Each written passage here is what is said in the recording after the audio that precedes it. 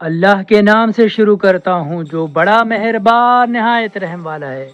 اور اے رسول صلی اللہ علیہ وآلہ وسلم وہ واقعہ بھی یاد کرو جب ابراہیم علیہ السلام نے خدا سے درخواست کی، اے میرے پروردگار تو مجھے بھی تو دکھاوے کہ تو مردہ کو کیوں کر زندہ کرتا ہے۔ خدا نے فرمایا کیا تمہیں اس کا یقین نہیں؟ ابراہیم علیہ السلام نے عرض کی کیوں نہیں، مگر آنکھ سے دیکھنا اس لیے چاہتا ہوں کہ میرے دل کو اطمینان ہو جائے۔ فرمایا اگر اچھا یہ چاہتے ہو تو 4 پرند لو اور ان کو اپنے پاس منگا لو اور ٹکڑے ٹکڑے کر ڈالو،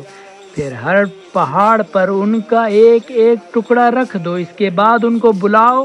پھر تو دیکھو کیوں کر وہ سب کے سب تمہارے پاس دوڑتے ہوئے آتے ہیں، اور سمجھ رکھو کہ خدا بے شک غالب اور حکمت والا ہے۔ جو لوگ اپنا مال خدا کی راہ میں خرچ کرتے ہیں ان کی خرچ کی مثل اس دانے کی سی مثل ہے جس کے 7 بالیاں نکلیں اور ہر بالی میں 100 دانے ہوں، اور خدا جس کے لیے چاہتا ہے دونا کر دیتا ہے، اور خدا بڑی گنجائش والا